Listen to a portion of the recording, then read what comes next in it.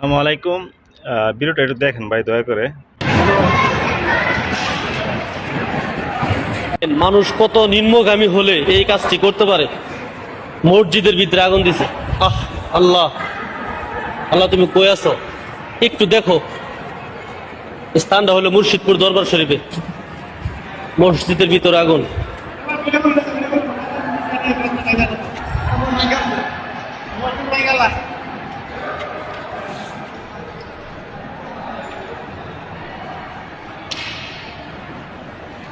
সবচাইতে বড় মসজিদ।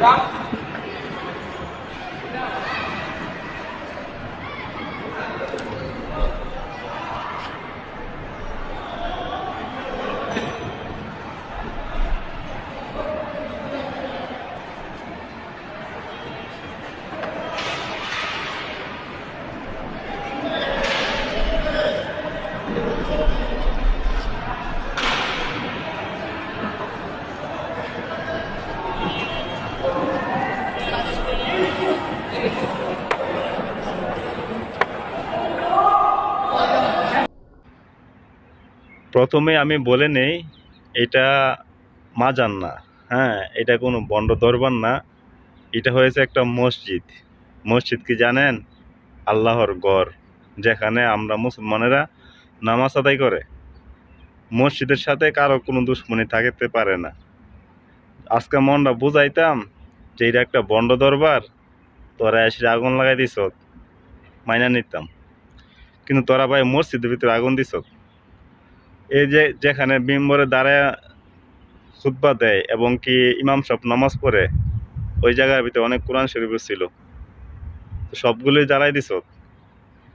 তো আমার সন্দেহ আছে যে যে লোকেরা যারা এই কাজটা করছে, আমি দেখছি ভিডিওতে ওদের মাথায় টুপি আছে, পাঞ্জাবি আছে, দাড়ি আছে, থাকা সত্ত্বেও মসজিদের ভিতরে আগুন দিছে। তো আপনারা কি জানেন ওরা কি মুসলমান? যদি একজন প্রকৃত মুসলমান হয়ে থাকে তো কখনো এরকম কাজ আবু জাহেলও করে নাই। আবু জাহেলও কোনো মসজিদে আগুন দেওয়ার সাহস পায় নাই। ঠিক আছে? আজকে আমাদের বাংলাদেশের কিছু নামধারী মুসলমান, মানে নামে মুসলমান আর কি, ঠিক আছে, তারা মসজিদে আগুন দিছে। আবু জাহেলের থেকে আরো বড় ধরনের ভয়ঙ্কর কাজ ওরা করতে পারতেছে, করছে। ওরা দাবি করে ওরা বলে মুসলমান। ওরা কোন দিক দিয়ে মুসলমান আমার একটু বুঝান। আমরা মুসলমান ধর্মের ভিতরে এমন কোন লোকের সাহস হইব মসজিদের ভিতরে আগুন দেওয়ার জন্য? ওরা বলে শান্তির ধর্ম মুসলমানের। হ্যাঁ, অনেক আফসোস লাগে ওদের জন্য। গেল এই কথা। দ্বিতীয় কথা হইল কি, মসজিদে আগুন দিয়ে সেরা বাড়ি বাড়ির থেকে উট, তারপরে গিয়া গরু, ছাগল, দুম্বা যে যেটা পারছে এটাই লুট করে নিয়ে গেছে। কোন ধর্মে আছে ভাই অন্যের জিনিস লুট করাটা? কোন ধর্মে আছে? আমাদের ইসলাম ধর্মে নাই, আপনাদের ধর্মে আছে? আপনারা যারা নিছেন আপনাদের ধর্মে আসেনি যে লুটপাট করা? হ্যাঁ, আমাদের ধর্মে কিন্তু নাই, মুসলমান ধর্মে কিন্তু লুটের কথা নাই, কিন্তু আপনারা লুটও করছেন। এমন কিছু জিনিস বাদ নাই যে আপনারা নেন নাই। তো আপনারা যে মানে অনেক মানে মুখে তো কথা আসতেছে, বলতে পারতেছি না। আপনাদের কপালটা ভালো বলতে পারতেছি না, বুঝছেন? কি বলবো, মানে বলার কোনো ভাষা নাই। তবে একটা কথা আমি বলতে পারি, ইনশাআল্লাহ আমি আসমানের নিচে দাঁড়ায় আছি, আমি একটা কথা বলে দিই, জানি না আল্লাহ পাক কবুল করবে কি না করবে। আপনাদের পতন বেশি দিন নাই, অনেক অনেক নিকটে। আপনাদের অনেক নিকটে, অনেক পতন, অনেক ভয়ঙ্কর অবস্থা আপনাদের হবে ইনশাআল্লাহ, আল্লাহর রহমতে।